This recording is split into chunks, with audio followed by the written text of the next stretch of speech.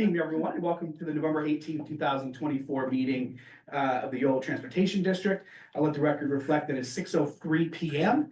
And we have a little bit of a mix-up of people here today in person. In terms of quorum, I have Director Lauren and Director Stollard. And joining us via Zoom, which is also posted on Board of Directors meeting packet, is Supervisor Frericks.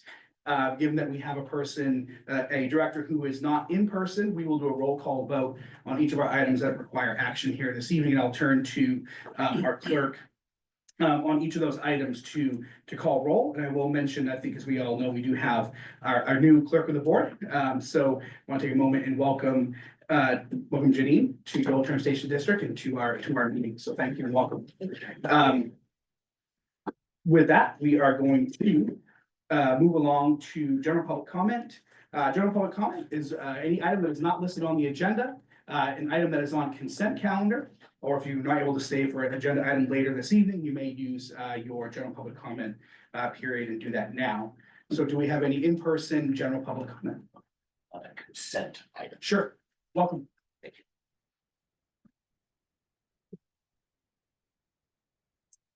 Good evening, Chair Chapman and members of the Yolo Transportation District Board, Michael Barnbaum of Sacramento.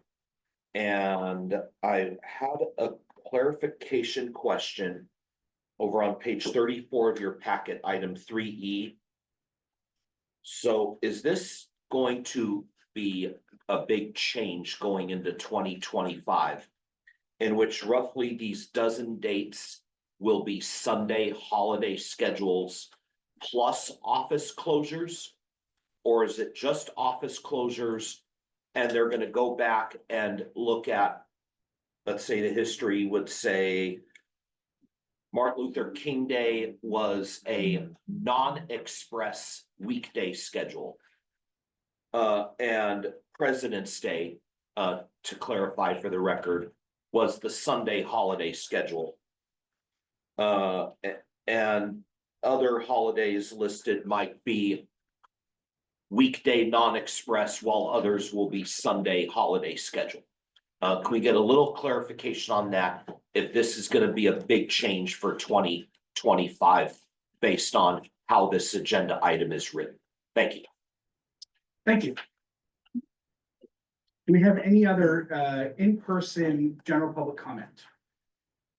Okay, seeing none, do we have any online general public comment? We do not. We do not, thank you. And I'll just note that Director Early is here with us as well. She's here to my right. Here. Welcome. And I do apologize, I didn't mention ex officio member Matt Dulcich and from UC Davis and Sukitra Hall from Caltrans here as well. My apologies for not mentioning that you were here. Welcome. Okay.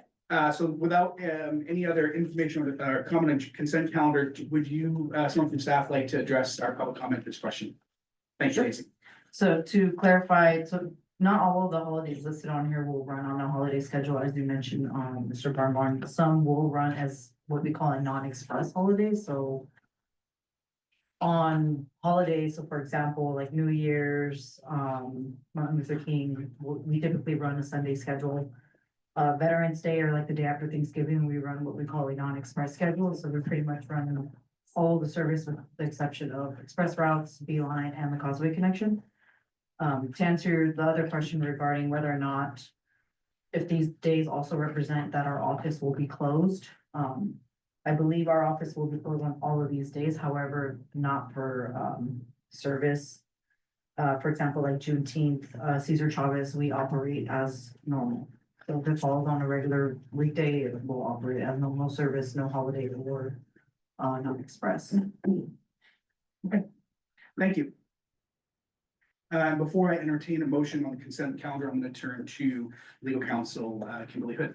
Yes, thank you, Chair Chapman. I just wanted to make a brief oral report that on the consent agenda today is the executive director's amended and restated employment agreement, which includes salary adjustments to bring the position to the median and other updates to that agreement as specified in the staff report. Thank you.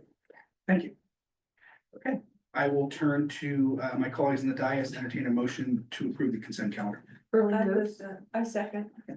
All right, we have a motion by Director Early, a second by Director Warren. Any further questions, comments on our consent calendar? Director Ferricks, anything from you? I'll check with you on each. No?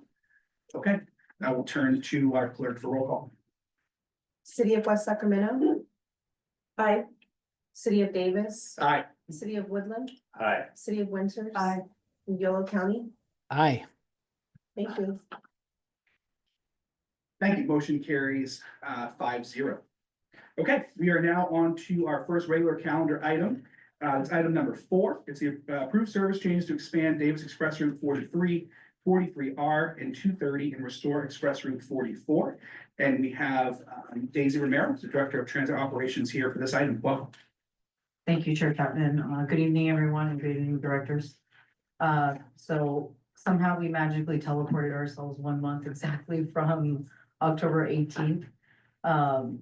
And we are now going to be talking about the Davis Express changes again, and hopefully we're able to approve those traffic service changes.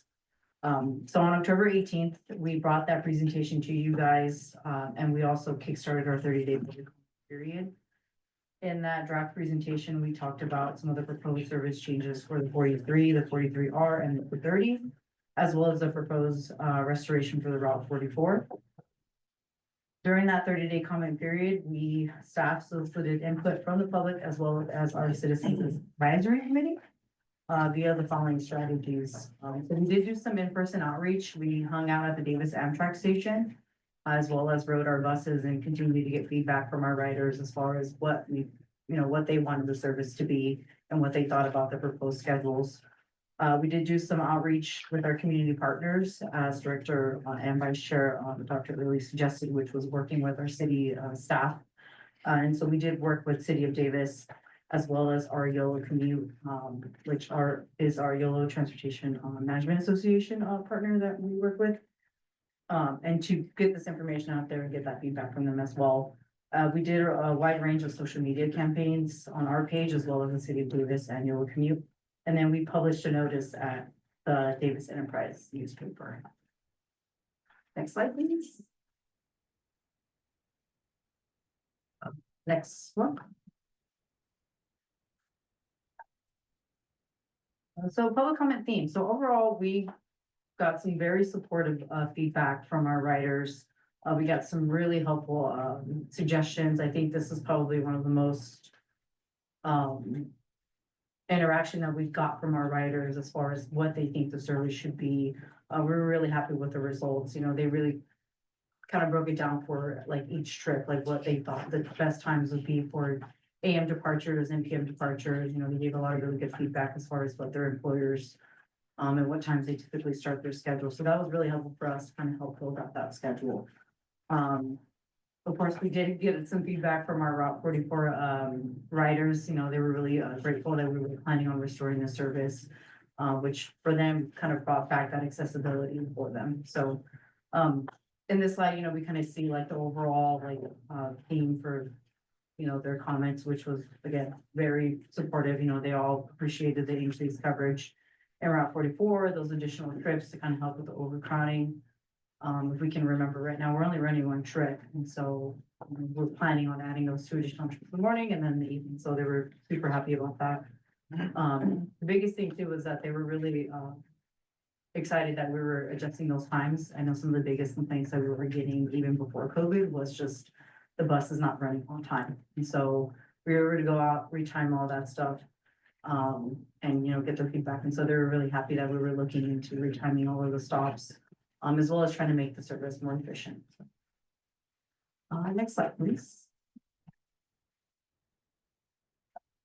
All right, so our feedback from our Citizens Advisory Committee, of course, they were also very thrilled that we were planning to restore service to the Davis Express routes. But one of the suggestions that they did have was, there was still that theme that, they were grateful that we were restoring the Davis Express routes, but it still doesn't really work for the Winters group. So right now, all we have is the B line, and that usually starts around 8:30 in the morning. And, the express routes are usually pretty much already in downtown Sacramento by that time. And so there's still kind of like that mismatch. And so a lot of their suggestions was to continue looking into other strategies as far as restoring service, earlier service, for the Winters community, specifically probably around the Route 220 commute and Route 220. Slide, please. And then, so the proposed service changes, so we took the feedback and we made some adjustments. In reality, all we really did was just kind of updated the times from the previous draft from last month. We didn't add any new additional trips, so nothing really changed as far as what was already approved in the budget. We really just kind of updated those times based on the rider feedback. And then, same thing, looked at the new stop locations, so all those riders who were like, please keep our stop, we went back and analyzed that and determined whether or not we should keep it, or, maybe just that one person is the only person that's wanting to keep that stop, but if we keep that stop, it's gonna add another 15 minutes, so. Really all we did during this 30-day comment period was just adjust the timings to work a lot, to kind of correspond more with the public feedback. Slide, please. Okay, and so what you see here is what we call the revised service changes. So if you look at, each column, we'll see like what we're currently operating, what we brought to you in October, and then what the final draft is. So what we're proposing that you all approve today. And so what you'll see in the bold one is what the changes that we made. Again, this is all based on the feedback from comments that were coming in during the 30-day period. And then we went back and kind of corresponded with the other survey results that we saw, looking at people's shifts and what the majority of the responses were. I know in some of the comments, they talked about how they wanted trips to come back to Davis earlier, but then when we went back and looked at the survey results, they didn't really line up with what we were seeing. If anything, we actually went back and changed the AM trips, because we saw like a majority of our people who were responding actually wanted trips to start a little later in the morning. I think out of the 200 responses, at least 100 folks were like, no, these are actually the shifts that correspond a lot better with our departures in the morning. And so that's what you see in those whole times. Route 43R, so next slide. So this is just the map for the 43. Next one, please. Route 43R, there weren't any changes. That one pretty much stayed the same. Slide, please. And then Route 230, same thing. The ones that you see in the bold are the ones that we updated. So this one had a little less changes than what we typically brought back to you in October. Next slide, please. And then the map for 230. Next slide. And then Route 44, same thing. So we only changed, I believe it was like one trip in the morning and then one in the evening. Slide, please. Map. I believe that's next slide. Last slide. So what we're asking today from our YoloTD board directors is for you guys to approve what we're bringing to you, which is adding those additional trips for the 43, adjusting the times for the 43R and the 230, and then restoring the express route 44, which we hope to roll out in early January. That concludes my presentation. That's great. Thank you, Daisy. I will turn to my colleagues in the dais for any clarifying questions before we move to public comment. Director Warren. Yeah, I just have a clarifying question that has to do with Winters. So we know that there's a desire to have either transportation earlier in the morning, later in the afternoon, or expand service so that we can also enjoy this option. When was that going to come back? It's in our budget to expand service for Beeline. I believe we wanted to have it start at 7 in the morning. So we're hoping to kickstart that probably in the spring, so like early spring. So probably bringing it to you in March. Director Sullivan. Briefly appreciate your going over the fiscal cost of this effort and how it's being financed for the record. Thank you. Sure. So thank you for the question. So this service expansion is consistent with what the board approved in the fiscal year 24-25 budget. And it's funded through a combination of our federal formula transit funds for the city of Davis. So those are our Davis 5307 funds, as well as TDA funds for the city of Davis.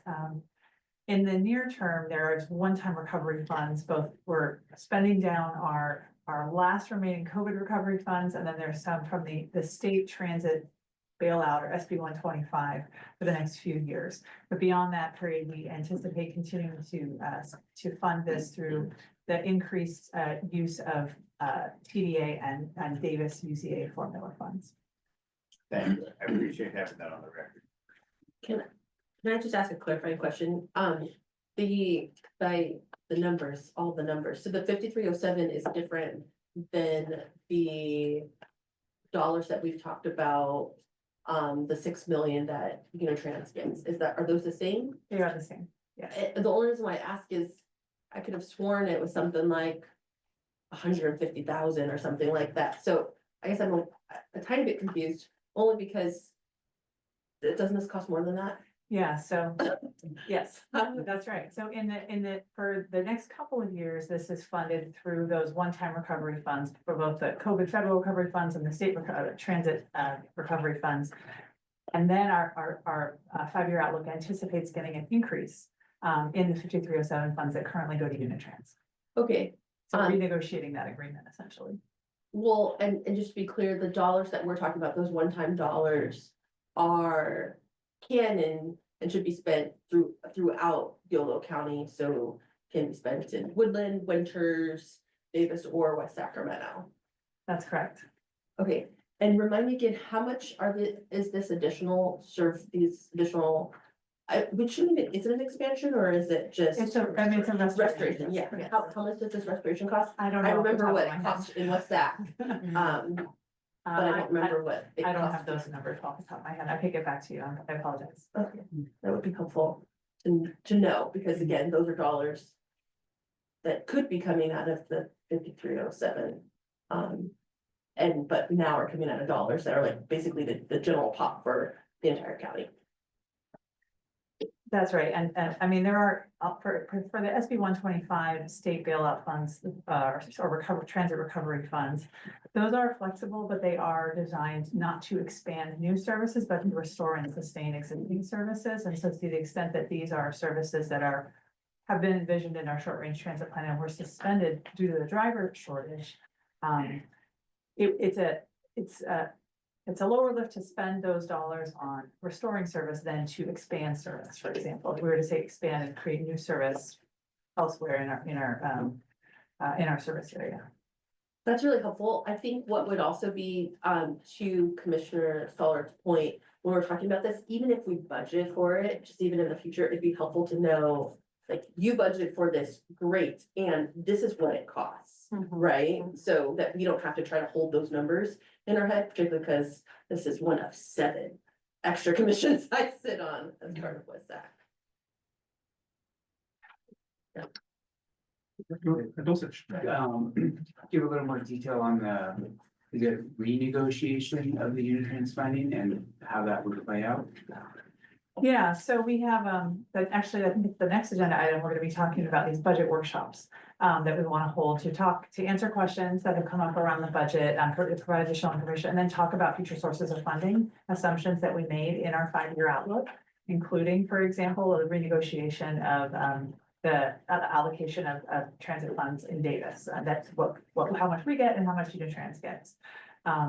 So the first step in that would be for the board to have that conversation and talk about all the different potential future sources of funding, and then provide direction to staff with regard to which of those you want us to prioritize. And then staff would then, based on the board's feedback, engage in those conversations. And I think a critical, but so I'll say, I continue to meet quarterly with Jeff Lynn from Unitrans. He's well aware that this is part of what's on the agenda for these budget workshops, and I've encouraged him to attend and participate as well. And if I heard good, so is this proposing then to spend that money that would come from the renegotiation, but the renegotiation has not happened yet? For the future, and that was part of the conversation that you heard me having around our budgets this year, right? Which was we're going to restore these routes, knowing that we are facing a fiscal cliff. And it always gives me personal anxiety to add something that we don't necessarily, that we're paying with one-time money that is ongoing. However, one, there are restorations. Two, we've heard from the Davis community that this is absolutely needed. But realistically, it sounds like after a couple of years, if we don't have additional funding to pay for things like this, we'll have some hard conversations about cuts. Yeah, that's right. And so this is one of the, so renegotiating our 5307 funding with the city of Davis is one of several options, right? One of a number of options that we've looked at. So for example, in the budget, we did not assume any change to how TDA dollars are allocated, for example, which is another area of a potential negotiation between us and other partners, in this case, our city's public works budgets, essentially. So those are two of the major areas that we have a lot of flexibility. There are other funding sources as well, and that's all the things that we want to get into as part of these budget workshops. I think the heartburn I'm having is reinstituting these as permanent. And then later deciding whether there's a Unitrans cut or keeping these in service. And it would seem to position there to be a expectation that these are permanent, even though that renegotiation has not occurred yet. So, Yeah, and I think part of what, I don't know, not to ask turn, I don't know if those are the only two choices, right? It's not cut services, right? Because there are those dollars are there, right? The TDA dollars are there.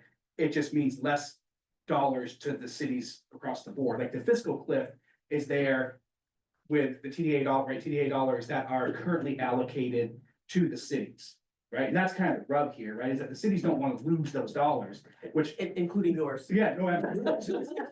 I'm not implying it's not. What I'm saying is it's not. Across the board, that's the point of the next agenda item, is that there's a conversation that all of us need to have with our public works department and our folks about how we fund these services, right? Because that's ultimately what those dollars are supposed to be used for, and what's left over then goes back to the cities. So the fiscal cliff is there, but the money is currently going back to the cities, correct? I mean, that's how this is set up. And that's the point of the next agenda item is we could fund all of this. It's just all of our jurisdictions would get less money to fix potholes and do work. We use ours for transportation. Well, whatever. Yeah, so the idea of like permanent or temporary, it would seem to me to establish these as temporary until we have the long-term funding. But establishing them as permanent now would position But. the Unitrans dollars. Well, I have been expecting there would be this conversation about renegotiation, but not seeing that it would be spending the money before we've had the conversation. So I'd expected the conversation would play out, but had not expected that we would spend before we've had that conversation. So that's why I'm. And do we historically, when we're either restoring or in this, my time before on the board, do we historically say what we're doing is temporary? Like, or, I mean, do we distinguish and say what we're moving forward is permanent? I mean, have we done that in the past when we've either restored services or new service that this is a permanent service and this is a temporary service? I don't see it. I see everything that we have in front of us roots as we could look at and cut up. Right? There's no. These riders who are expecting the service to start, it will later Sure. seem like a takeaway. Yeah. To cut.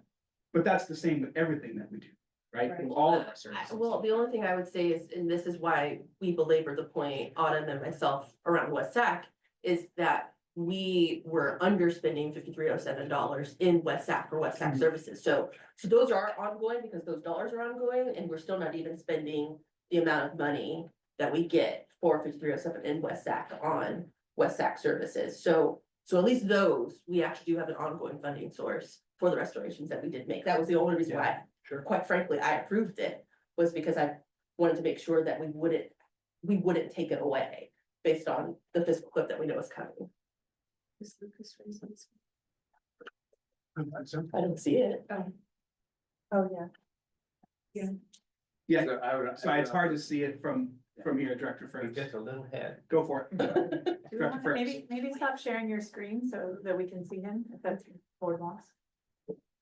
We can figure it out. Whatever works. I mean, just as long as you can hear me, I think that's, well, appreciate just, I have a couple quick questions, if, for staff. One was just around if these, changes were approved, what type of outreach, are you going to be doing sort of, to notice these changes, right? I mean, I think, especially, I think I saw, if I recall correctly in the staff report, that this would likely be reinstated essentially sort of come January of 2025, which is, a little over, just barely a month away. So maybe not sure when in January, but just curious about that.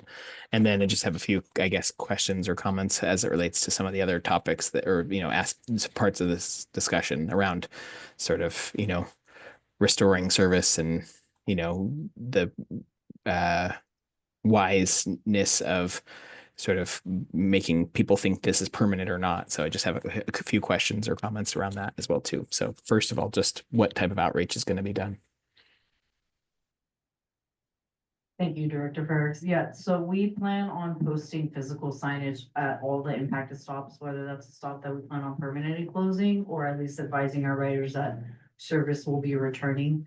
We will also be updating the schedule displays at whatever particular shelters that do have a schedule display, as well as posting the information on the website. Social media, again, working with our partners with the City of Davis, Yolo Commute. Also, if we need to put out another newsletter with, Davis Enterprise saying, hey, like the service was approved, it's going into effect X day in January. But we typically do like a full-fledged outreach campaign. We do planned service restoration. That also includes posting what we call bulkheads, which is an 11x17 kind of landscape signage that goes inside the buses that tells people, hey, there will be a service restoration for XYZ routes. That also includes updating the brochures. And then we would probably do an onboard campaign, which is probably handing out flyers and letting riders know, hey, starting on X day in January, we're going to be restoring service. Here's a card or here's a flyer that has all the new information for them. Thank you. Appreciate all of that. I really, yeah, that's helpful to hear.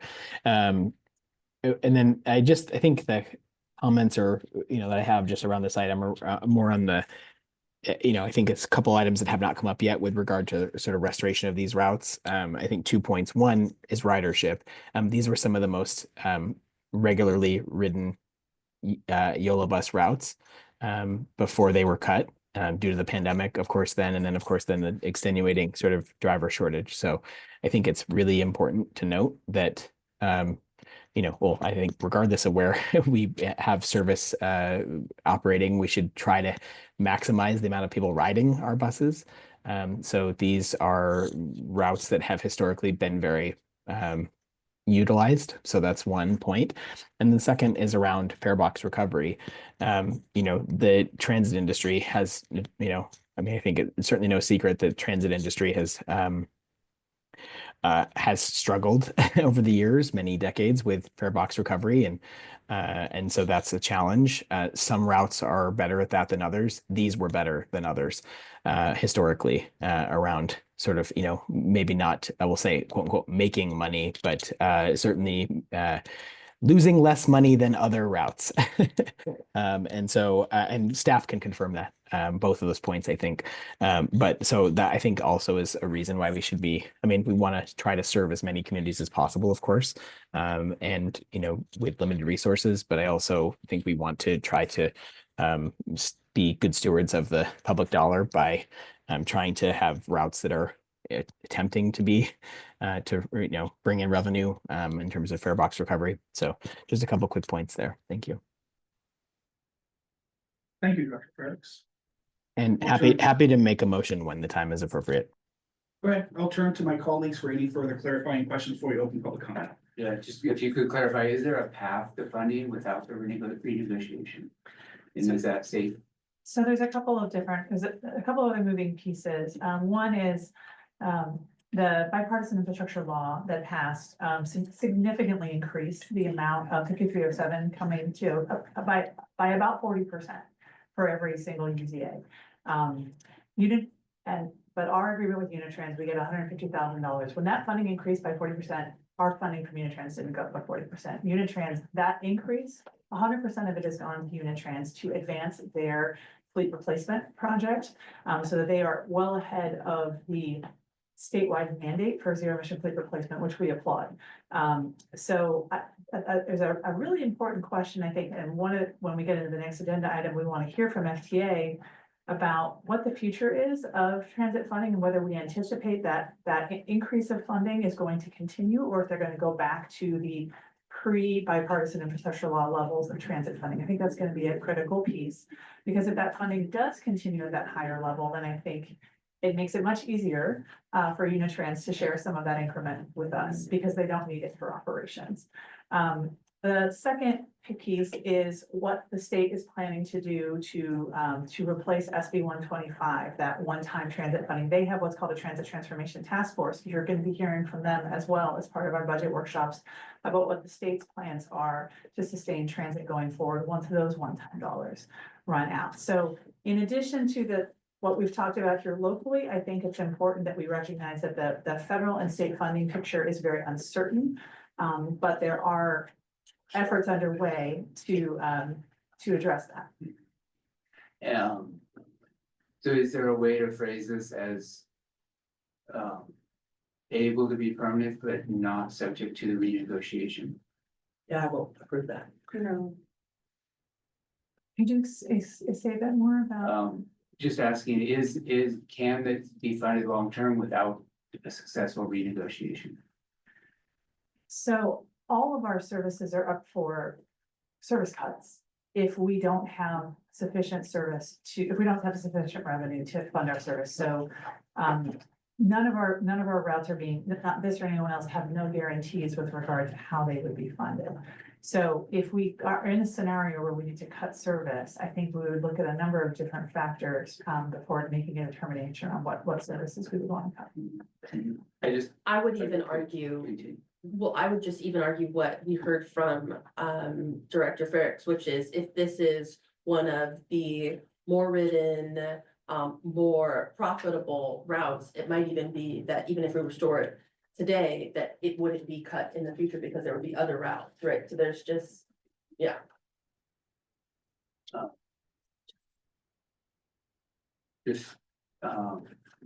I recall the point of renegotiating, having this conversation with Unitrans was to do two things. The first was to write down what has never been written down about the funding, the percentages, the agreement, and have that. And I think I was comfortably supportive of, yes, part one. Part two was intended to be is there a different blend than what we've been doing? And I viewed that as the upcoming conversation with no certainty about the outcome at this point. And we're still on that path. Yes, so this does not change that path. This action was approved, or this was envisioned in the same budget where we identified this kind of host of potential solutions, but with no certainty beyond the next 2 to 3 years of what any of those pathways will look like.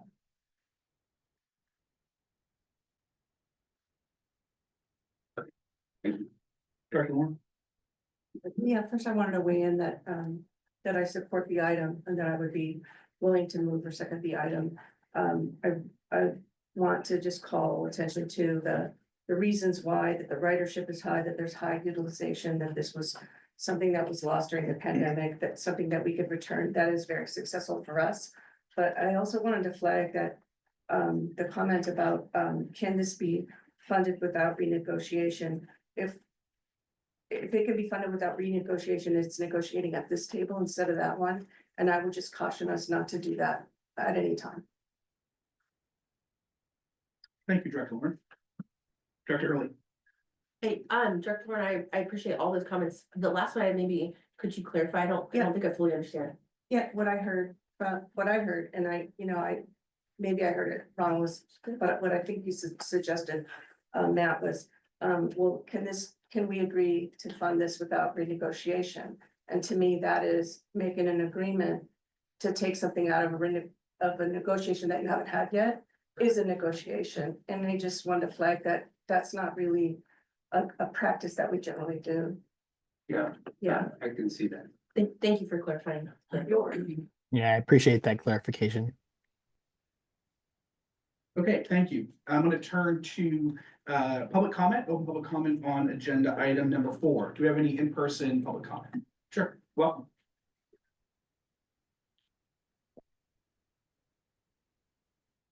The moment we've all been waiting for. So, The envelope, please. Great. thank you. Again, Michael Barnbaum, Public Transportation Advocacy and Consulting, and I'm in City and County of Sacramento. First of all, I want to say thank you to the staff, the outreach you've done. It's, you know, for a staff as small as this district has, the work put in was yeoman's work and a lot of hours. So thank you for what was done. The revised schedule based on the public comment in the workshops, they were listened to by the public comment and have put a great plan as you see in the agenda packet and the slide presentation into action. So you're going to ask me, what would I recommend? Madam Clerk, I would recommend the following in a motion: to adopt the staff recommendation as written in the slide presentation, bring back, based on comment from this body, a service restoration plan for winters that would begin at the Davis Amtrak station and connect through winters down to the Vacaville Amtrak station. Well, one could take Amtrak from Davis to Vacaville, but that doesn't provide transit services to winters. The bus in that concept would provide such a gap, and hopeful to have implemented by or before April 1st. If this is going into effect around January 5th, based on this presentation.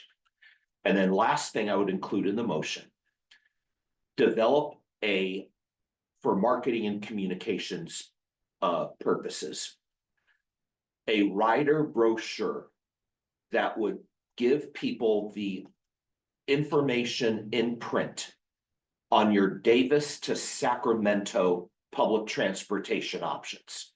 So it would include, but not be limited to, the Davis Express services being discussed as the meat and potatoes of this agenda item, the 42s, and the Capital Corridor service.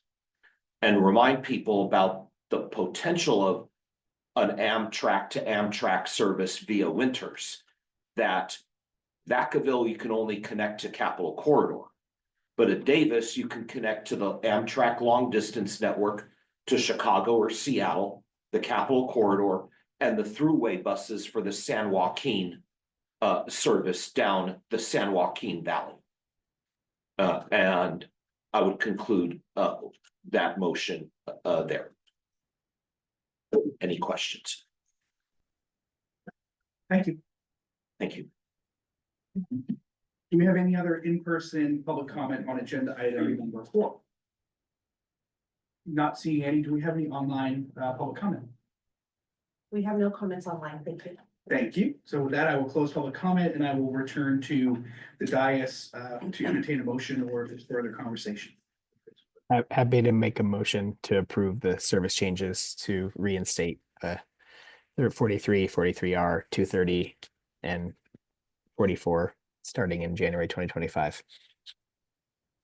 I'm happy to second the motion and would like to talk about a brochure at a later date. Yeah, okay. Well, we will be talking about winters at some time, so I'm sticking to the motion. Okay, thank you. We have a motion by Director Frericks and a second by Director Lauren. Is there any further questions or comments on this item? I'm just going to briefly say thank you to our staff team on this. As our public comments, I know this has been a heavy lift, and this is representing the city of Davis here and on this board. It's been a pleasure working with you guys and getting this back up. It's one of the pieces when I was elected in 2020 that a lot of folks, as we started to get back into going to work, were really kind of hounding on us to try and get something done here. And I really do appreciate your lift on this. So thank you. With that, I will turn to our clerk for roll call vote. City of West Sacramento. Aye. City of Davis. Aye. City of Woodland. Aye. City of Winters. Aye. And Yolo County. Hi. Thank you. Thank you. Motion carries 5-0. Okay, we are now on to agenda item number 5, which is provide feedback on proposals for special budget workshops. And I will turn to Director Bernstein. Great, thank you so much. Well, continuing from our previous conversation, I think that was a good warm up. Let's go ahead and go. If you want to share the screen, Janine, we will get started. And I also just want to thank Daisy and her team for all the incredible work they've done on the express route, on top of everything else they had to do. The fall is a very busy time for reporting to the federal government on all of our services, and so they've managed to pull this off while also keeping up with that. So I appreciate all the work they've done.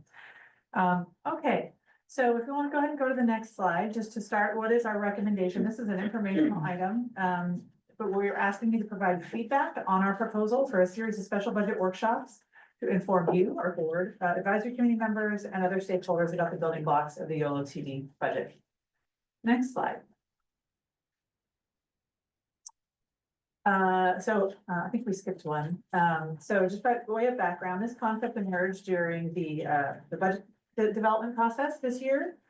It was included in the board action to approve the budget, to hold a series of special budget workshops outside of the regular board meetings. With the idea that these would start in January or February of 2025. Next slide. In developing this proposal, our starting place was to review the questions and issues that arose during the budget process and use those to develop a draft proposal. On October 2nd, we hosted a special meeting of the city managers and the acting county administrator to get their feedback on the proposal. And then on October 29th, we brought it to our Citizens Advisory Committee. Next slide.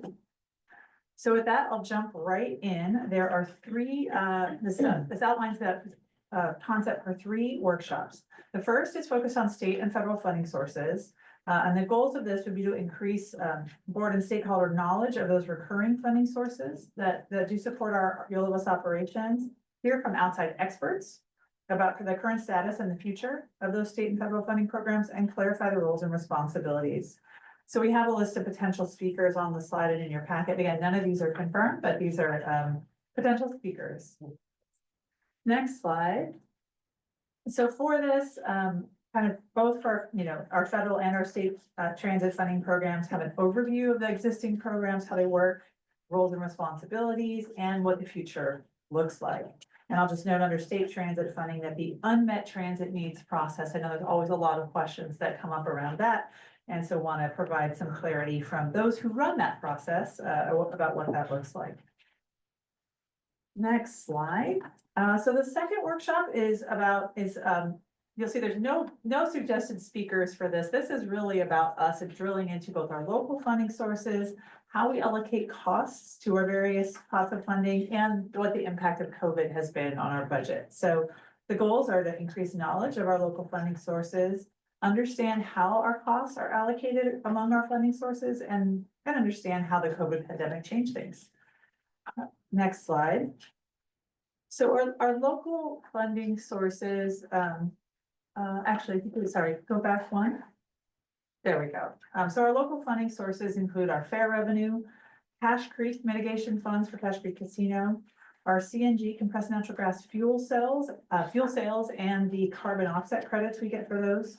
And then Yolo mitigation funds and future toll revenues. This is a new source of funding for us at the local level. And then we want to talk about, again, how we all allocate those costs and how that changed during COVID. Next slide. Our third workshop, this is all about looking forward. This is a lot of what came up in our last agenda item. So this is what's the future outlook and what are the options for growing revenues or reducing costs? So the goals are to examine the assumptions that are baked into our 5-year budget outlook, explore options for new and increased funding sources, and explore options for reducing costs. So we have here again a list of potential speakers to people who are paying attention to what's happening and the trends out there with state and federal funding, and to help us understand what some of those options look like. So next slide. So our outline, and again, there's a lot more detail in your packet. I didn't want to, go through every single detail, but happy to answer questions or drill into any more of these in greater specifics. But really, we have underlying revenue and cost assumptions in that 5-year outlook that assume things like more money from the Unitrans, the money we share from with Unitrans. And we have assumptions on the revenue side and we have assumptions on the cost side. And we want to really drill into those and make sure you understand the assumptions, challenge those assumptions, and then provide us direction on what to do based on those assumptions. And then look at what our options are for increasing revenue and look at what our options are for reducing costs. Next slide. Timing and scheduling considerations. So the proposed timing is to do this between January and April. We thought starting in January made sense because if there are going to be any changes to our board composition, those would likely take effect in January. So if we have new board members, we'd be able to include them in these conversations.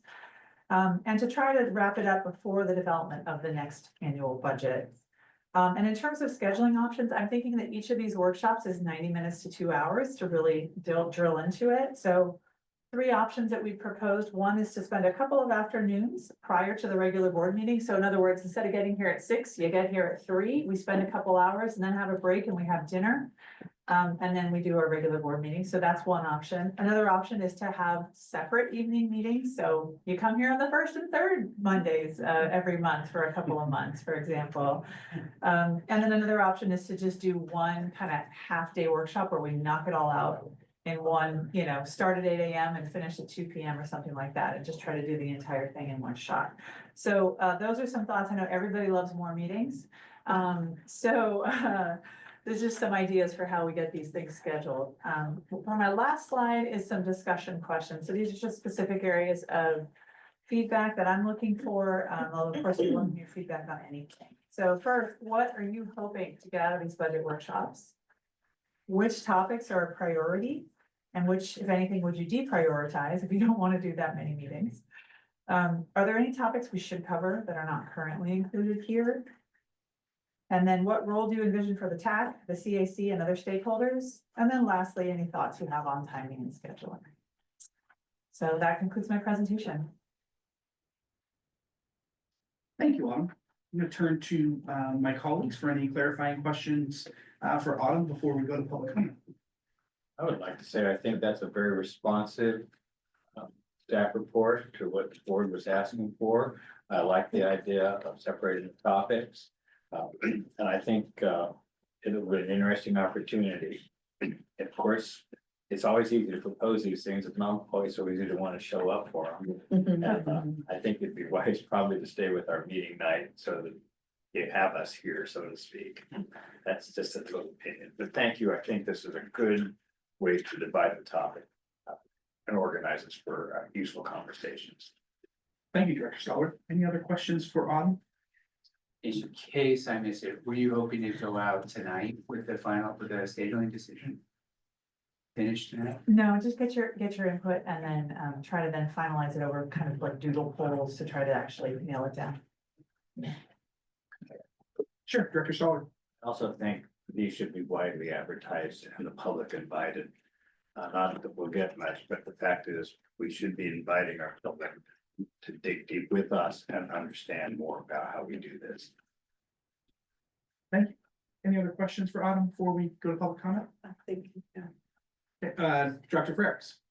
Yeah, thanks. I just also want to just thank staff for the work on this and being thoughtful about it. I think, and I just want to get a clarification from Director Stallard's question, I think, or I guess maybe it was his suggestion around the timing of these.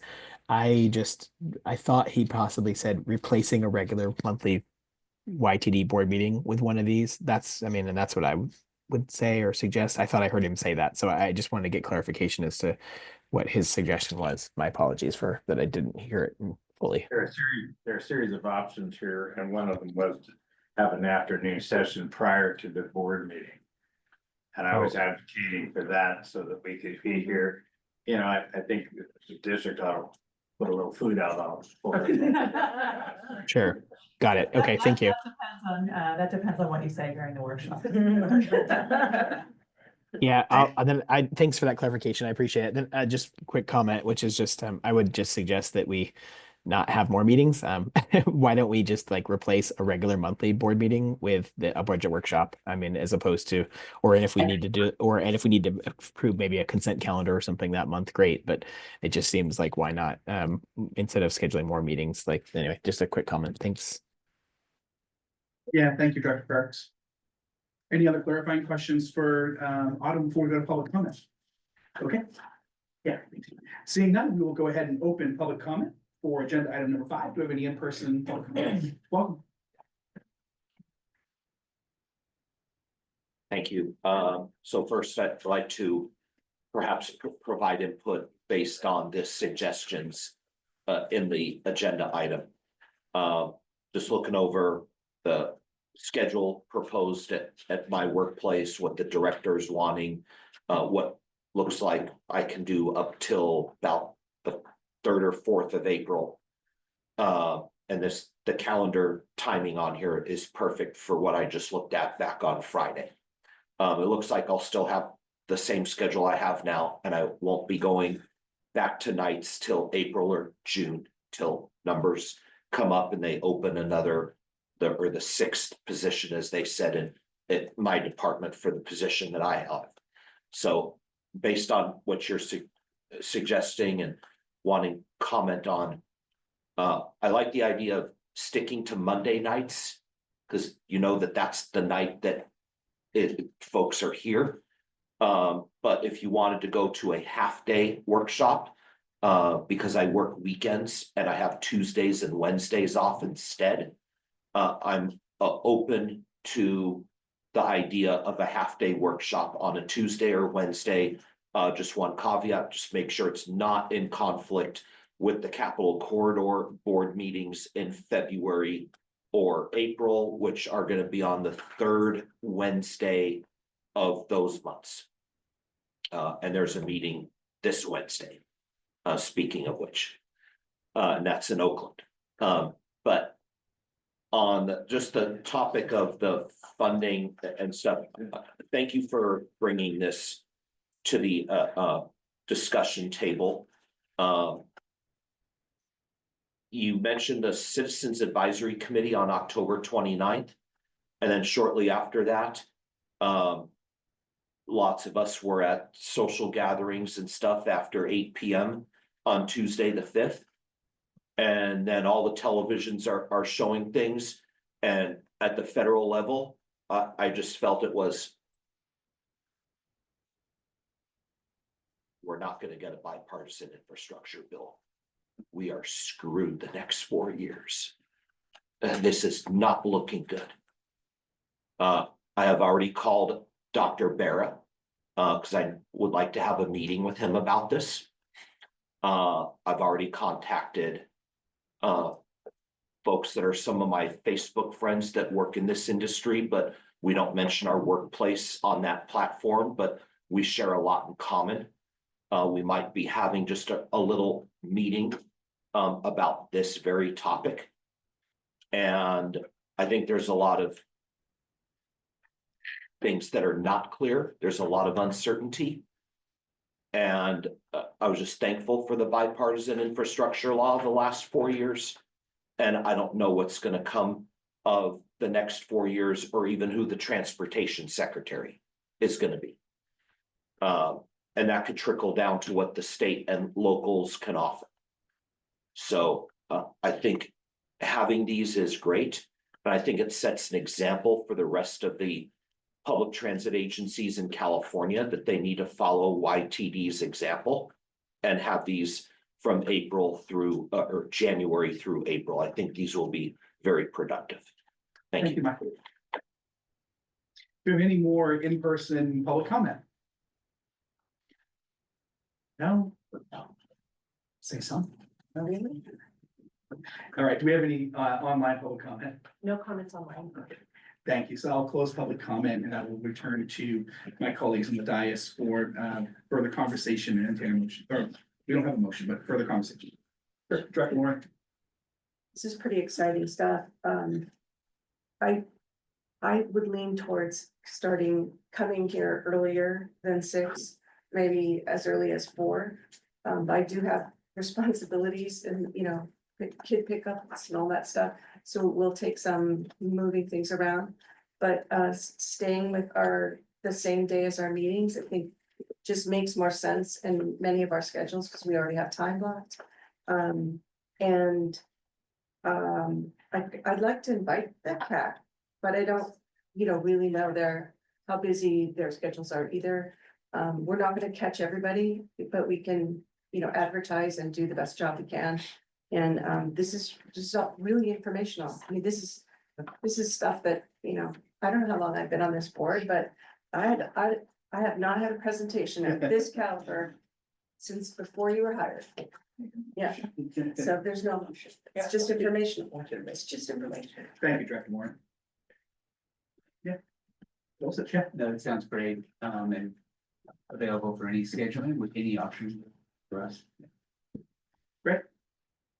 You want to jump in? Go, Director Early. So I would lean towards, I don't know if I could actually make early meetings, just quite frankly, I can barely make these, cause I do have other commitments, and that's just a whole job, big girl job.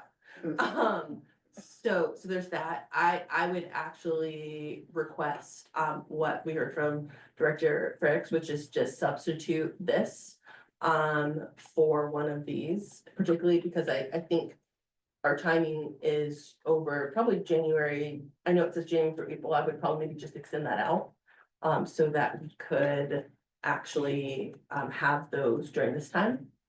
Just to be clear, not earlier, but literally instead of having this meeting, having one of these workshops, because I do think they're gonna be difficult conversations.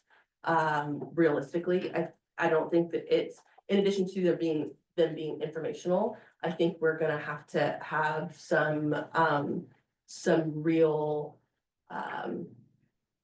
conversations around what does the future look like. And we started those last year, and I know those were difficult for us.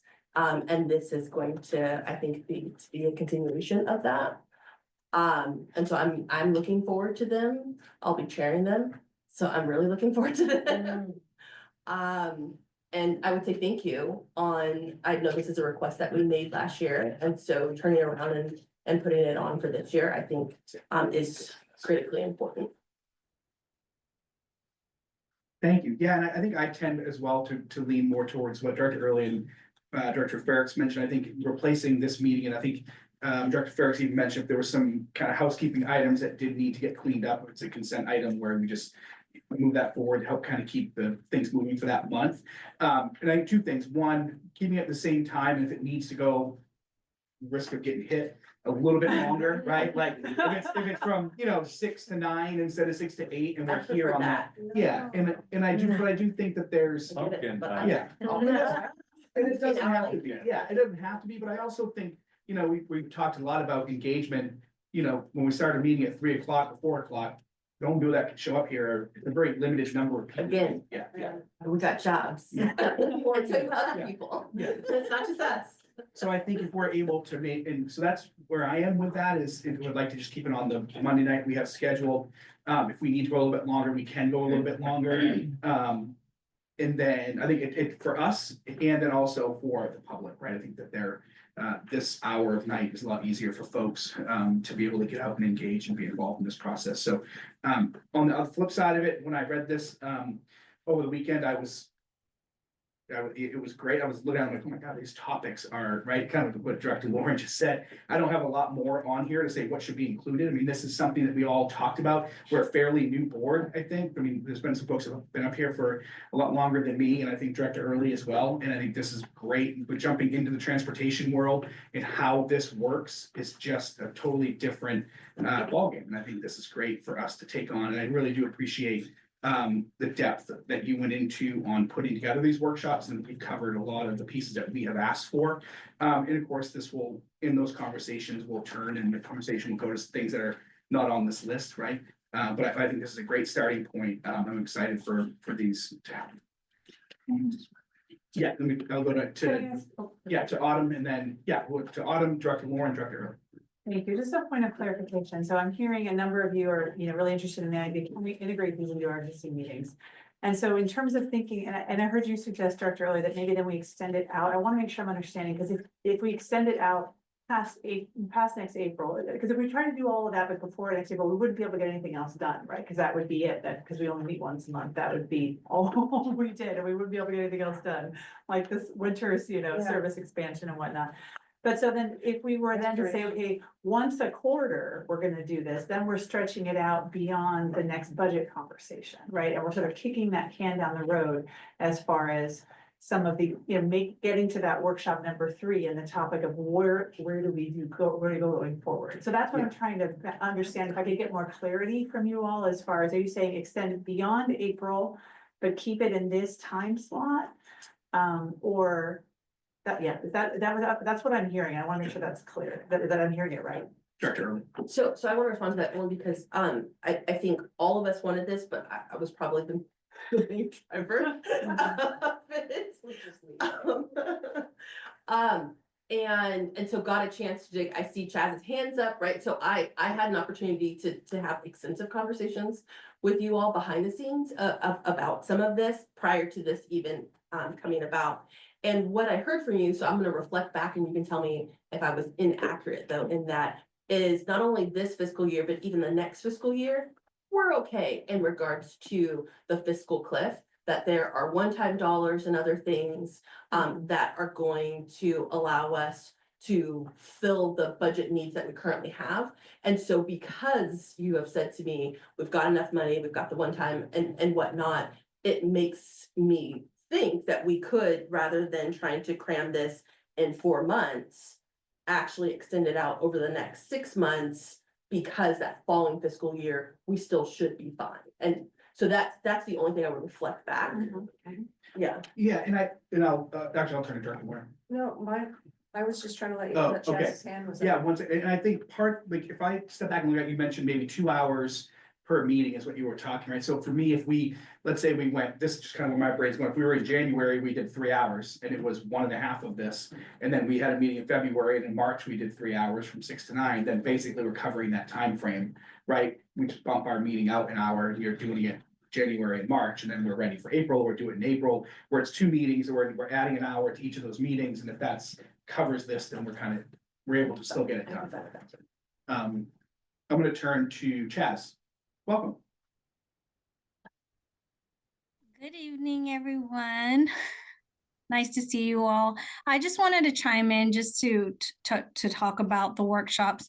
Thank you, Autumn, for putting all of this together. Autumn has really just been managing this process and just kind of tapping in with me every now and then. I've just been busy with preparing for audit, but I wanted to chime in and just kind of talk about what we were initially planning for these workshops. And yes, Director Early, you're right about, what was included in the discussion when we were talking about the budget and what was in the 5-year outlook, and that we didn't have a shortfall in the next couple of years due to the one-time funding, increased use of UZA money, and then also SB 125.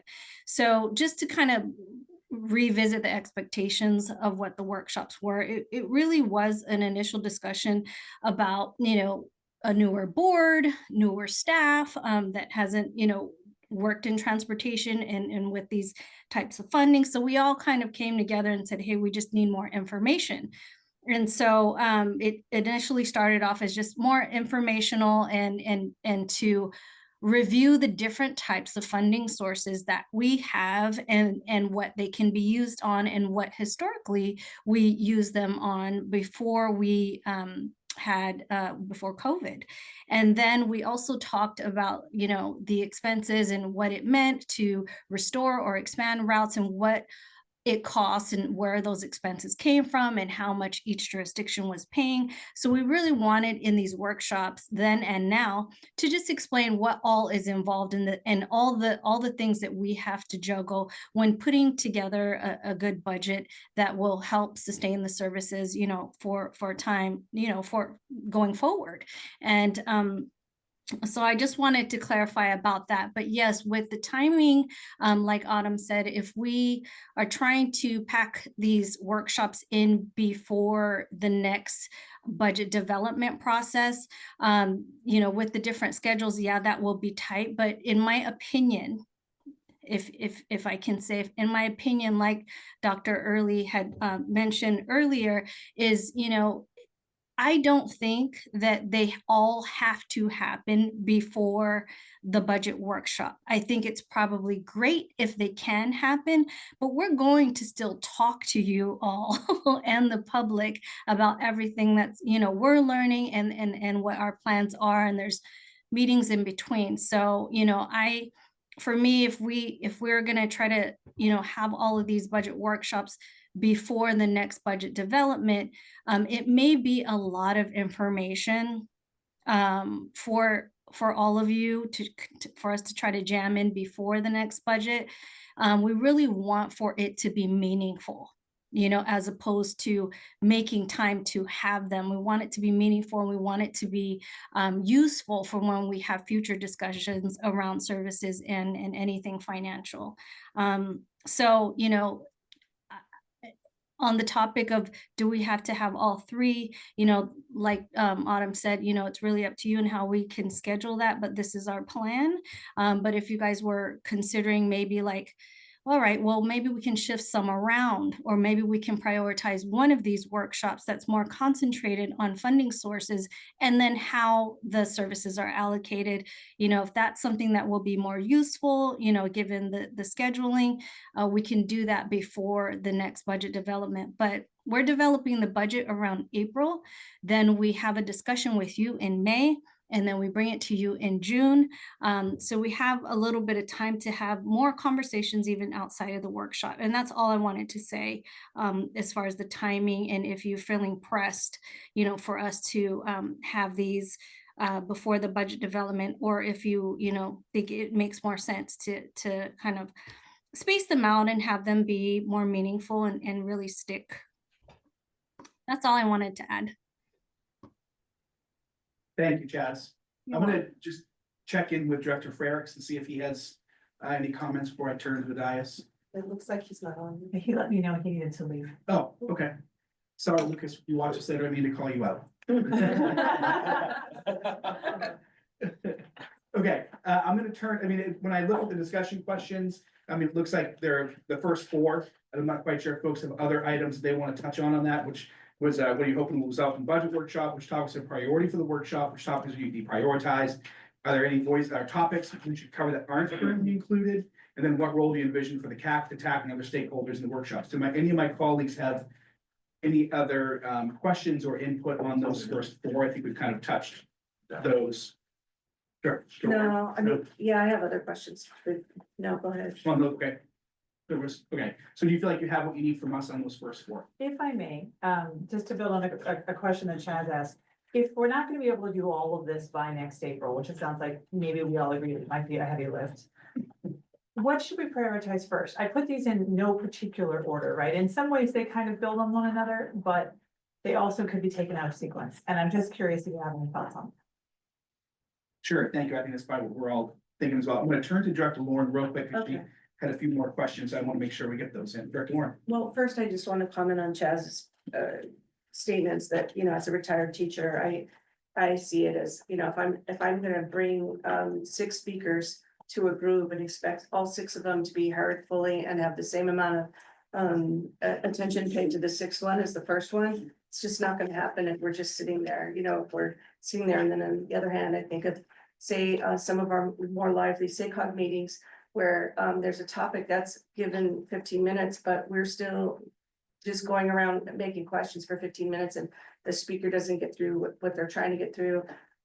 So to me, the format of information is really important on what is the format? Is it somebody speaking to us and delivering information and we're listening and our questions are saved for the end?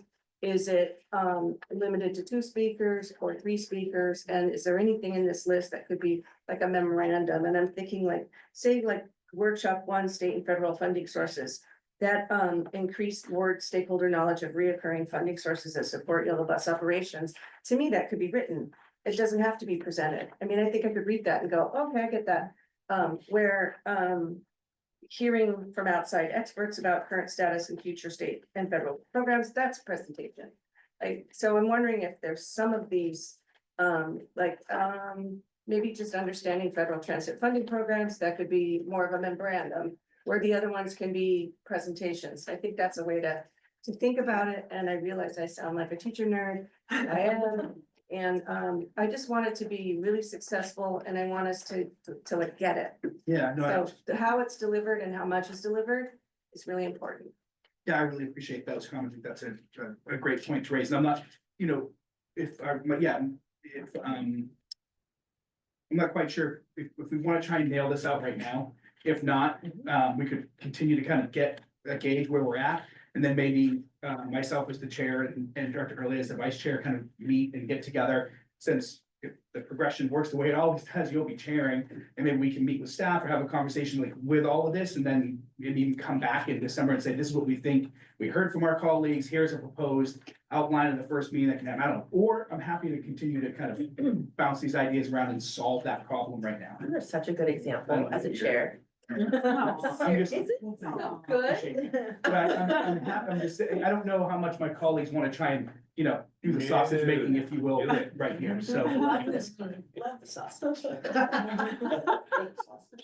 I think, so a couple of things.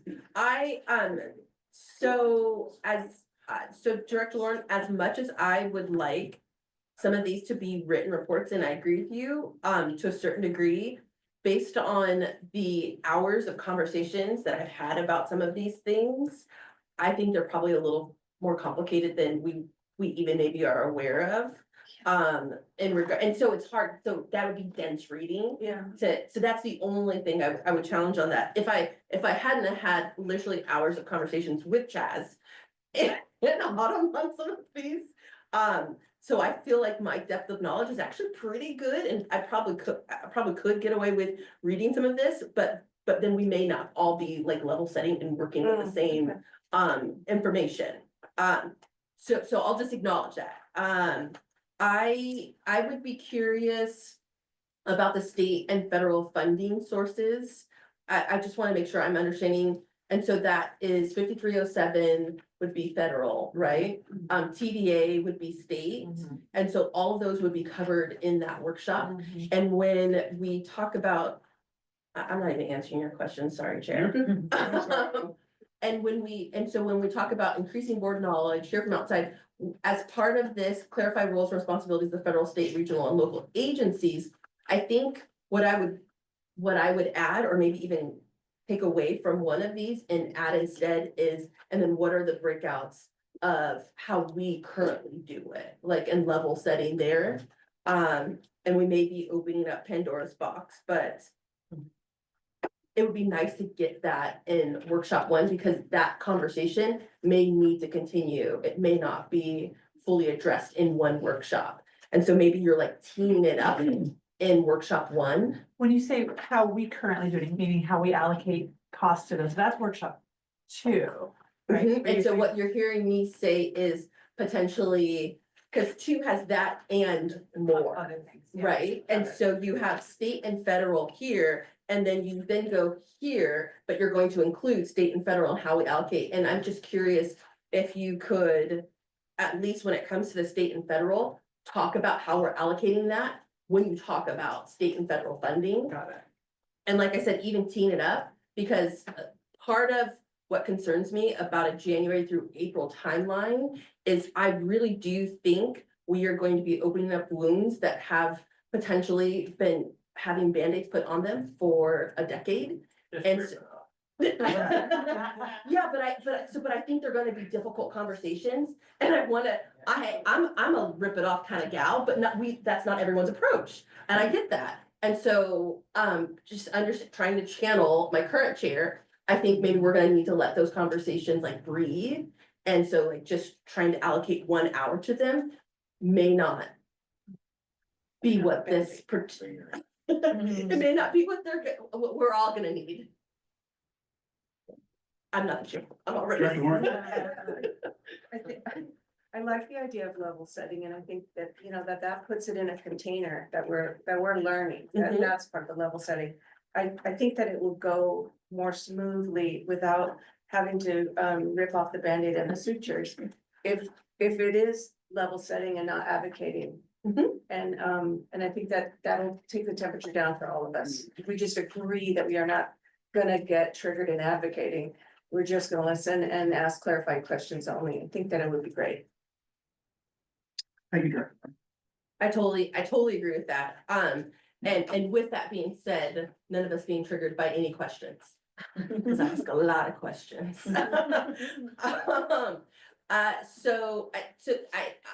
So in that regard, I don't know if there's a world in which we could. Again, even if we're just teeing it up, and to Director Lauren's point, not advocating or anything, but really acknowledging, and then here's how we separate these state and federal in this first workshop. That then allows us to go into the second workshop with like a solid base of where we're at. And then, however, Director Lauren, to your point, and I've said this to Autumn as well, I think we're gonna need to go back to the folks, right? At UCA, you're probably gonna need to go back and talk to folks. I'm definitely gonna need to talk to folks in City of Western. I imagine all of us are gonna need to talk to our city managers and figure out like what's real and what's possible. I have a pretty good idea, again, because of our conversations around the dollars that aren't whatnot allocated in City of West Sacramento. I don't know if we all have those same level, even without TDA. I'm talking federal dollars. And I think having that level of knowledge would also be helpful for us to have conversations that we can then take into potentially workshop number 2. I don't know how that works, in regards to not advocating, but also bringing up what's happening at our city levels. I just, cause you're right, I don't know how those conversations are gonna happen. And where's the proper place for that? But we're gonna need to have those conversations. Just might not be during the presentation. Yeah. Yeah. So with that in mind, would you want like a 4th workshop in which we're having those conversations, or where do you think that would be where would a good place be? I'm just thinking that I trust that we're grown-ups and we would be able to reach that, a conclusion as this unfolds, and then organically go, yeah, we probably need a time to talk. I mean, I think that's the way that should happen. Not schedule from here when that's gonna be. I don't think that that's scheduled right now. I think we wait until we reach a conclusion. Okay. Yeah, or if there's, you know, I mean, it's malleable, right? I mean, we don't know what that is. I mean, I think if we're able to kind of process through whether we go with 2 meetings or we go with 1, or we extend it all past June, or whatever that is, kind of understanding kind of what the tone, the vibe of the conversation is, the content of the conversation, and then say, no, we need to kind of have another workshop at the end, or we need to have it agendized and have this conversation. I don't know, I don't know if we need to schedule it now, but I do think that's gonna be that, right?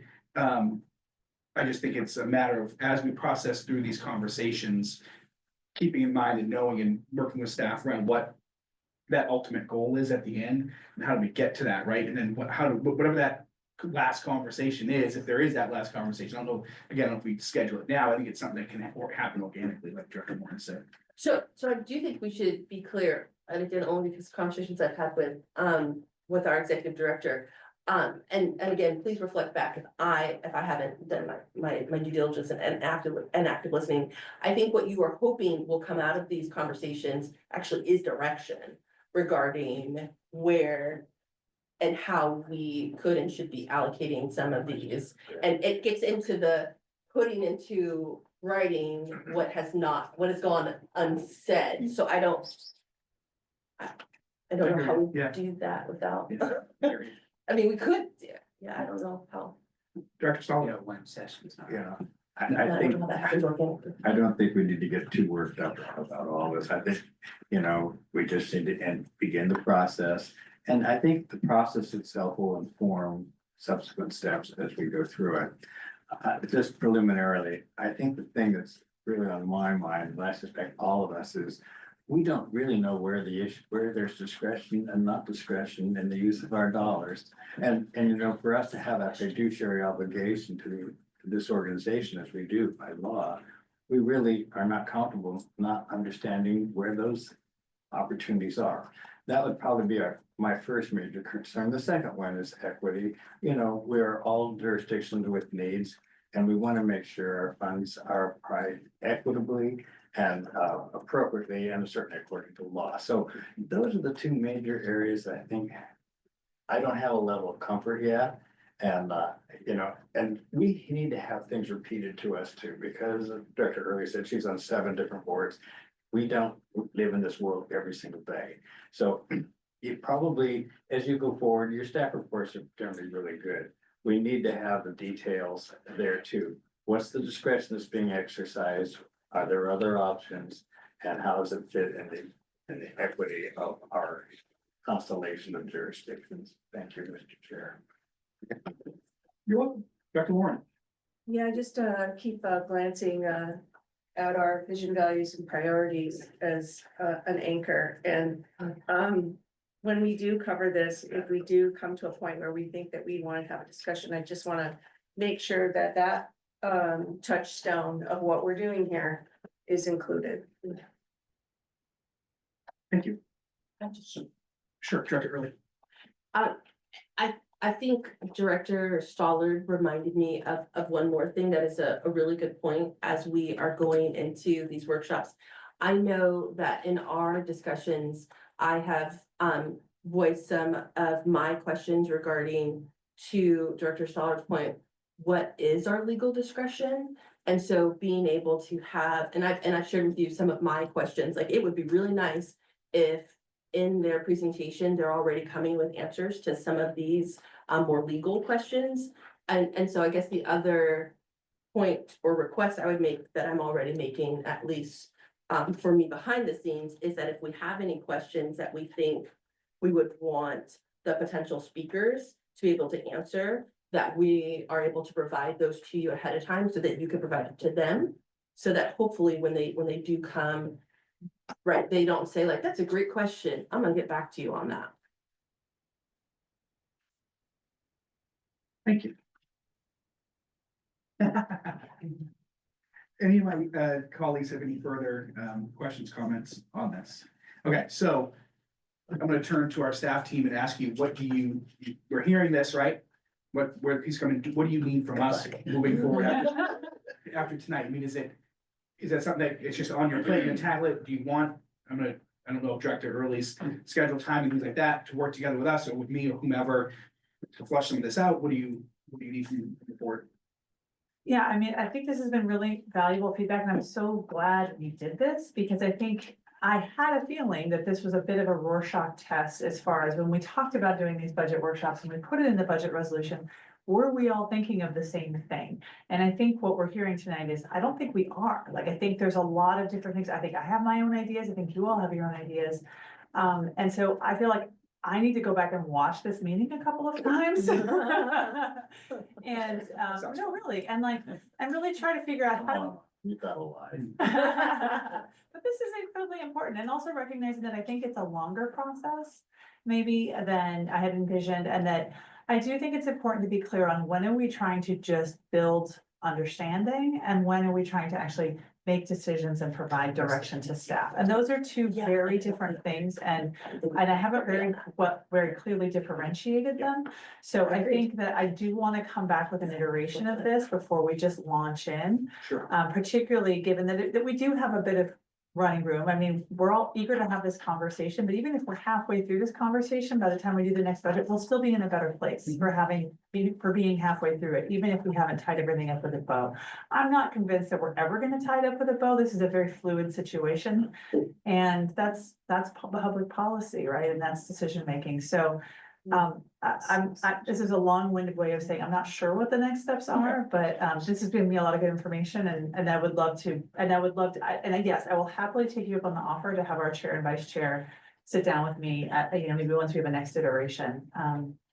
So I will say December 9th, our next board meeting is coming extremely quickly, and I know everyone's super busy between now and then, so if we don't get to it by then, we can come back to it in January. Okay. And I'll just turn last to Director Stahl and Director Warren. Supervisor Ferris Director Ferris isn't here, sorry. I mentioned myself and Dante, Vice Chair. Is there any interest, or would either of you want to be as part of that group? talking, I kind of inserted us into that, but I don't know if you've got it. With I should. acquisition. Yeah. Okay. Yeah. So then I guess the question would be, do we want to have those conversations offline? Because once we do that, then it becomes a Brown Act. Yeah, we would need a subcommittee Yeah. too. Yeah, Yeah. and so either way, so it sounds like potentially, although I appreciate and also like the idea that actually we're gonna need to come back, because I agree that. And so I appreciate you stating that we weren't clear in what the ultimate goal is, like as a commission of what we're wanting to do. That's, I think I'm the next vice chair, that's why I would wanna do it. Oh, That's Right. Yeah. Sure. Yeah, I don't, yeah, no, it just dawned on me after that, that I was only sitting here for another month. I wanted to make sure I didn't step on toes. So if that's what, I'm more than happy to remove myself from more meetings. All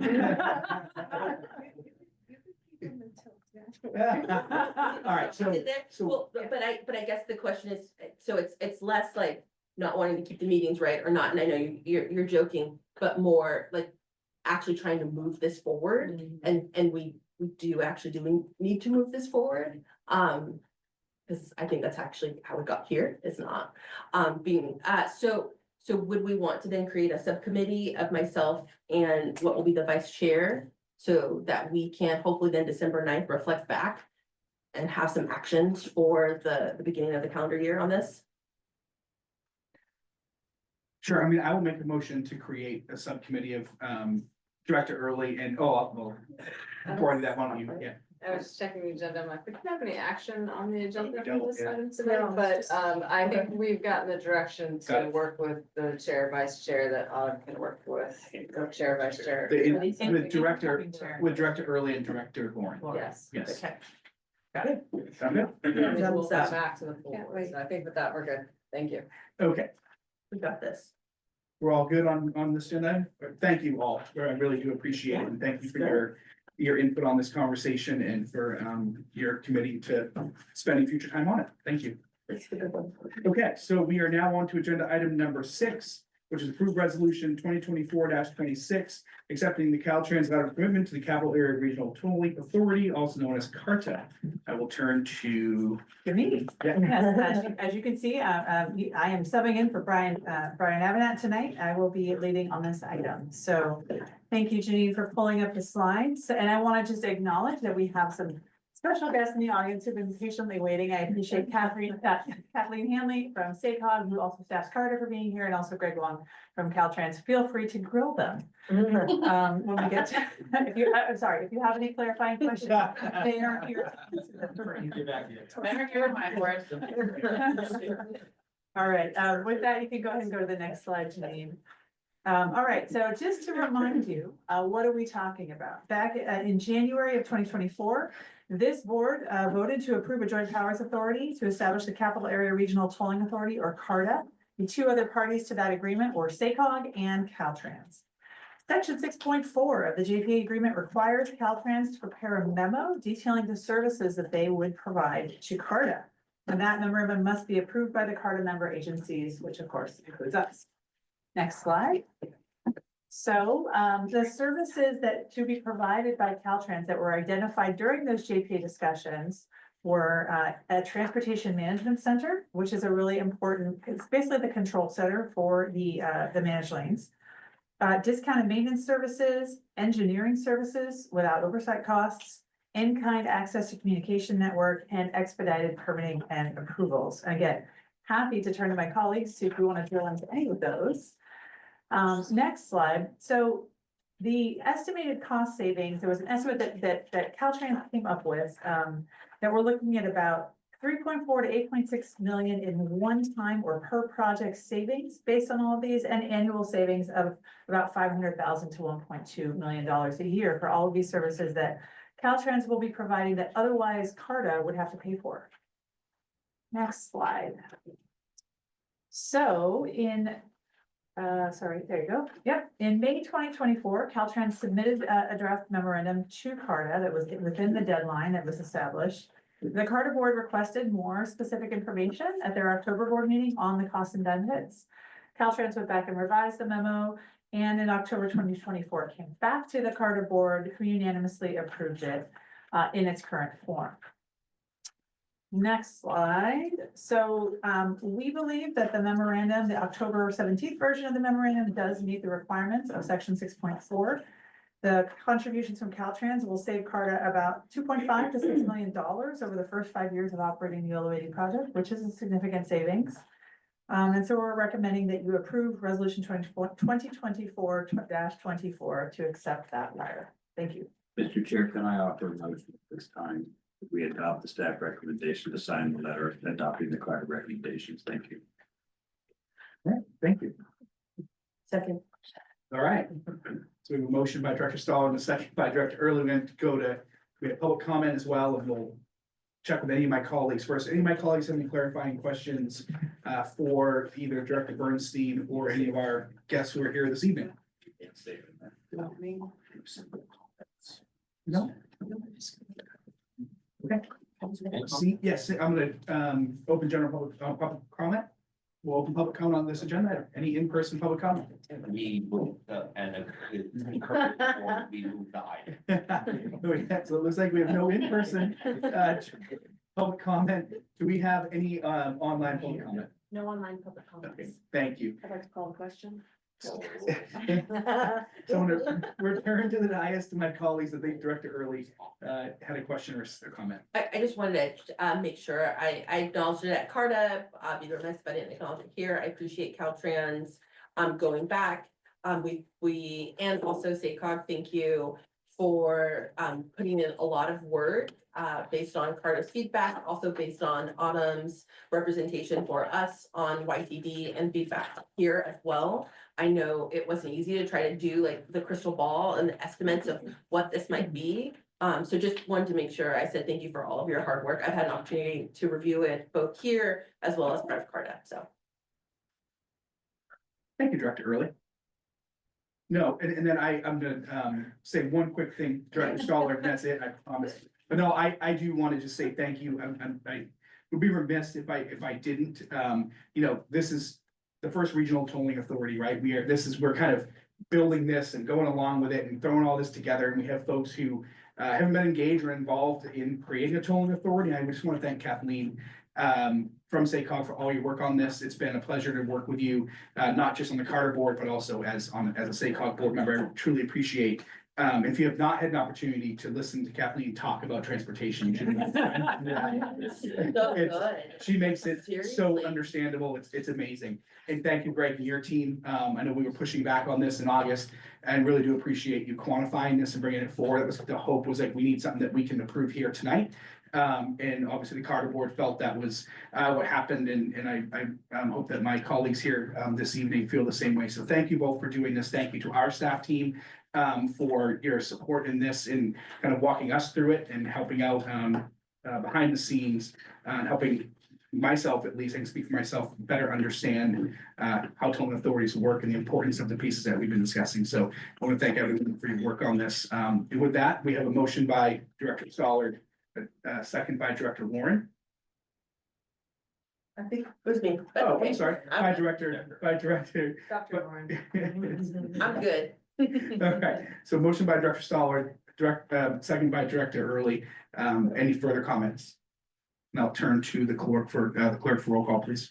City of West Sacramento, Aye. City of Davis, Aye. City of Woodland, Aye. City of Winters. Aye. All right, thank you. Motion carries 4-0. Thank you for being here. All right, we are now on to agenda item number 7. Approve resolution 24-27, authorizing user agreement with Kuba Inc. for contactless payment acceptance devices. It's been a while since we've seen you, Courtney. Welcome. It's nice to have you back. And I tried to get you at the top of the agenda. But I really wanted you to be around for all night. Blame her. Yeah, exactly. It's okay, everybody does. Welcome. Thank you. Good evening, Chair Chapman, members of the board. I'm Supportive Williams. I'm here to offer the staff recommendation to approve resolution 2024-26, authorizing a user agreement with Kuba Inc. for contactless payment and acceptance devices. Just for a brief background on this presentation, just going to give you the board an overview of what Cal ITP is, how that relates to the Cuba pay contract we're asking for approval. You go to the next slide. One more. Yes, so this grant was actually awarded to the Sacramento region within 2022 through the Transit Intercity Rail Capital Program.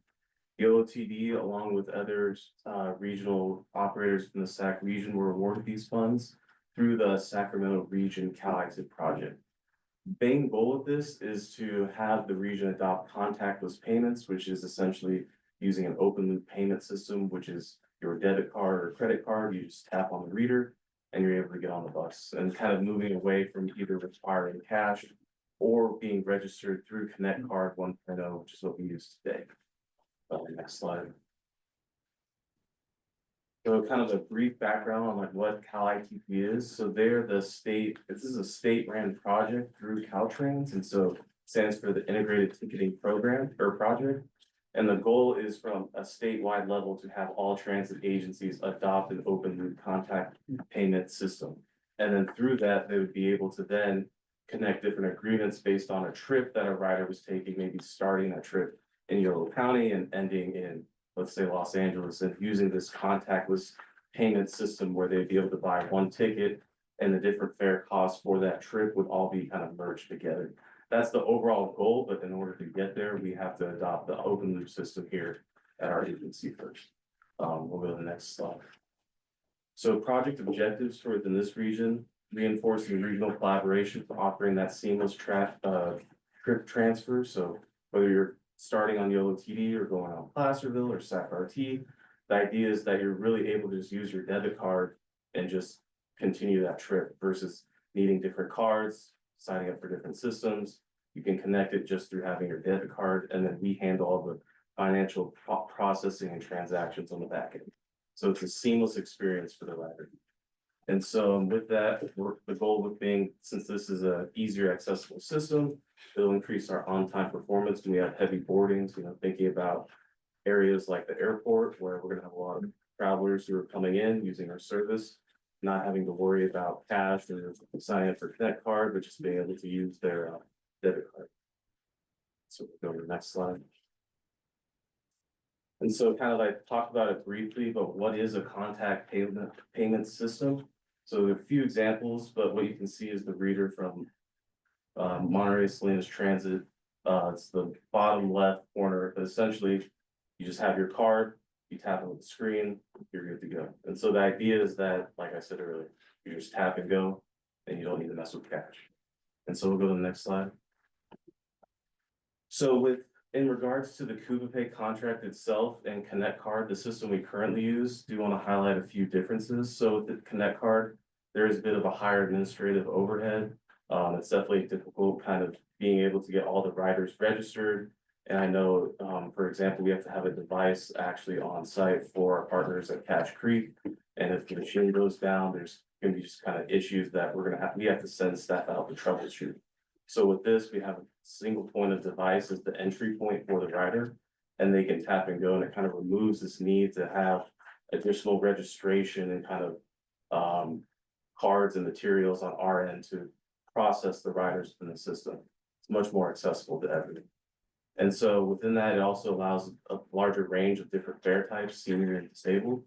Whereas with the Cuba system that we're looking at, it allows a different set of features. One of the big things is fare caps. So if a rider is using the same debit card when they're making a trip using our service, then that trip would be capped to the point of either a daily fare or a monthly fare, depending on the frequency of their using our service. The caveat is it has to be that same card. So the system's not going to take into account of a rider using multiple cards and having multiple trips. But that is one difference between what we're able to do with the Cuba system as opposed to Connect Card. And then within that, we're not able at this point to implement all of the additional fare types for senior disabled. And so with that, we will, in the meantime, be using still Connect Card 1.0 and Cuba. And I'll get into that in the next slide, just to make sure that we're still able to honor all of our trips and that the fare types associated with riders that qualify. So we're in the next slide. So want to get on this a little bit in terms of explaining the contracting structure for the Cuba Pay system. How does it relate to contactless payments and the overall project?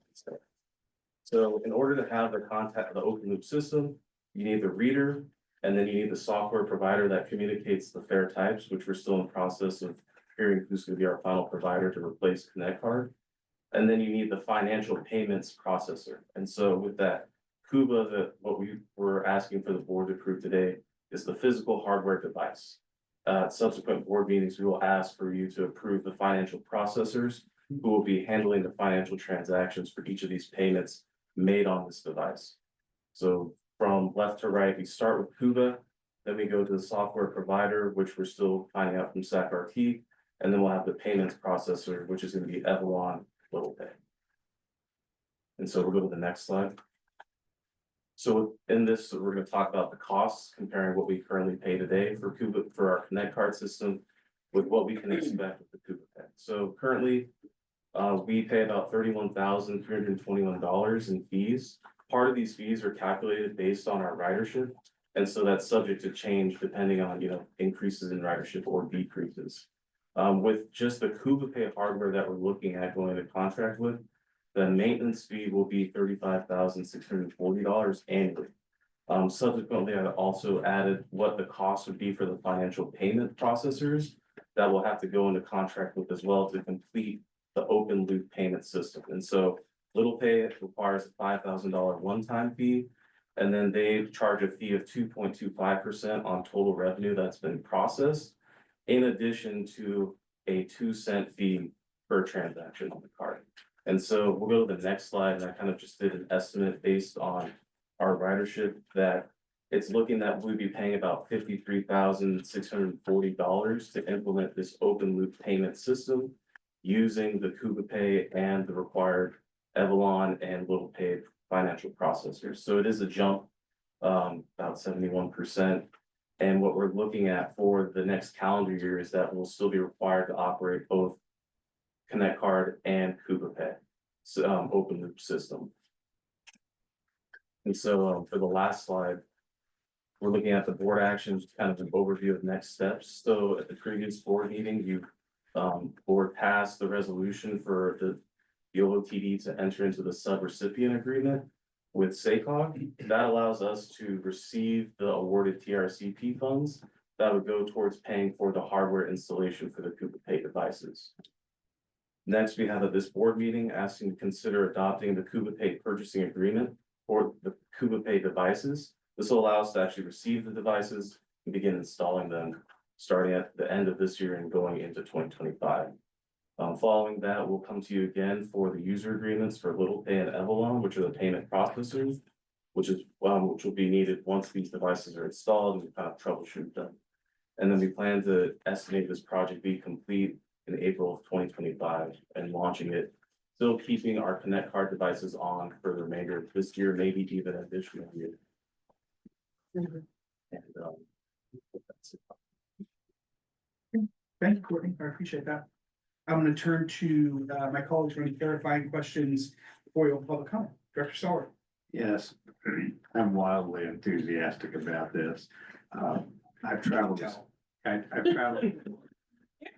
My major love in life, aside from family and everything, locally is travel. And I've been to 7 or 8 countries in the last 15 months. I've not changed money anywhere. And so wonderful to go to transit in Sydney and just flash my credit card, get on, get off. Hey, flash it again when you get off and it computes the fare. That's how it works. And did the same thing in Vancouver. They have a high-speed train from the airport over to the cruise terminal. Flash the card on, flash the card to get off. Haven't we all known the frustration of standing in front of the fare kiosk and at a BART station, hearing the train pull up downstairs, and you're still there trying to figure out how to get your ticket? Yes. I mean, I see it as one of the major impediments to transit. Even to get a bus, I have to worry about what it's gonna cost. Do I have the exact change? Used to be, that's an issue. I don't have a Connect card because I'm not a regular transit user. So, you know, if it's all gone with the ability to tap a credit card, I think it's wonderful. The additional cost It's not consequential. We spent millions of dollars, state card money, doing the Connect card. I remember it was gonna be 3 or 4 million, then it was 6 million, then it was 7 million, then it was 9 million. And for what? Another thing people have to carry in their wallet. This is the modern thing, and I'm so glad we're doing it. Thank you, Mr. Chair. Yeah, thank you, Director Stoller. Director Warren. Go Tom. Speech. every now and then. Yeah, every now and then. Thank you for the TED Talk. My question is just really simple. Will microtransit be aligned with the timeline for adoption? Yes, this Okay. Coupa Pay device includes all of our paratransit, microtransit, and fixed route. That's amazing. And then what is the timeline for paratransit? So in terms of the Coupa Pay devices being installed. Yeah. So this will begin probably shortly, I'd say. December through to February of 2025. And this is an estimate because once all the regions have their board adopt the Coupa Pay contract, then we'll meet as a consortium so that the vendor who's gonna install the devices can come out once and go to all of the agencies. So that's roughly the estimate that we have. And then one more, is any personal information collected by our agency? For the Coupa Pay devices? Yeah. No. Absolutely great. Thank you. Thank you, Director Warren. I'll say, I'm with Tom, I wrote his speech, so.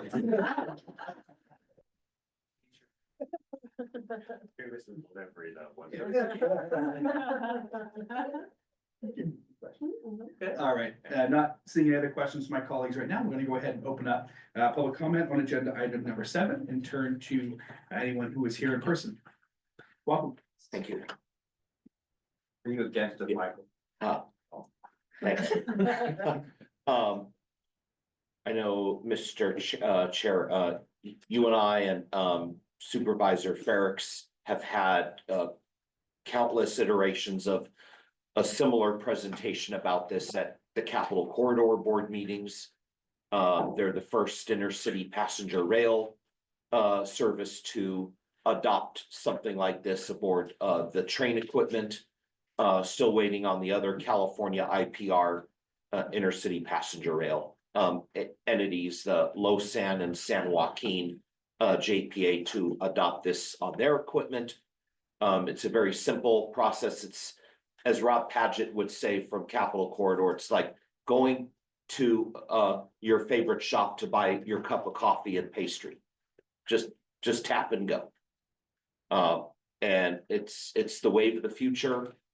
This is a great staff presentation. I just had one clarifying question. I think you mentioned it's gonna go eventually to all the other agencies and stuff. So will this have to go to the Transit Coordinating Committee at the Sacramento Area Council of Governments, where all of them gather together and have conversations with the transit and transportation team on their staff, or what's the process for that?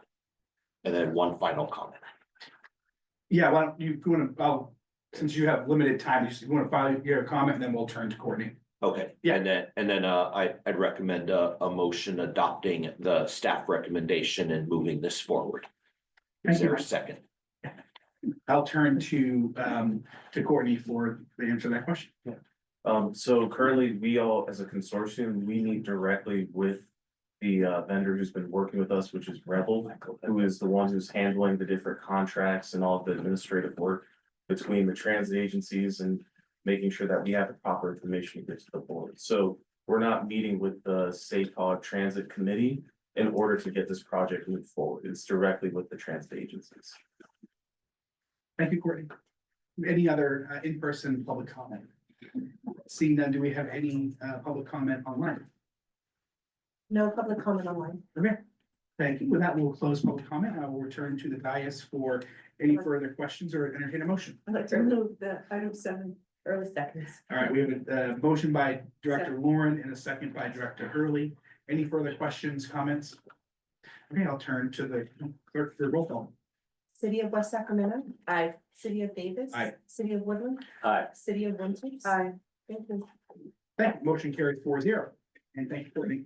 All right, we're now on to our last regular agenda item, which is agenda item number 8, administrative reports. I will turn to fellow colleagues up here on the dais for any board member reports.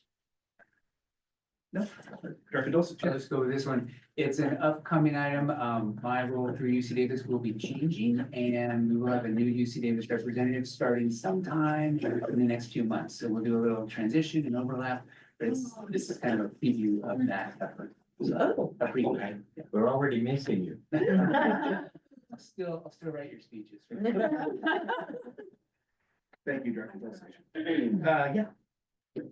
Director Warren. Yeah, I'm just excited to let everybody know that SACOG has come out with the 2024 Regional Progress Report. And it has an incredible amount of regional data in it, and I think everybody should check it out. It's on the website, and I have a copy. Thank you for doing that. Any other board reports? Okay, seeing none, we'll go to 8B, TransDev verbal report. Welcome. Thank you, Chair Chapman and Directors. Recruitment is still going as planned. And with the future training of new hires, and we've also been hoping that we'll be prepared for the agreement, the health expansion, the reinstatement of service. And the plan is still going to be able to be ready for that as well. Thank you. We're now to 8C, Executive Director's verbal report. Now we'll turn to Director Bernstein. Thank you, Mr. Chair. I will try to keep it brief. I know we're all coming to the end of our energy for the evening. I do want to share first, very thrilled to welcome Janine Marte as our new clerk of the board of executive assistants, and I think she's going to be great. I'm so happy that she's here. Thank you all for being nice to her for her first meeting. Don't get used to it. Joking.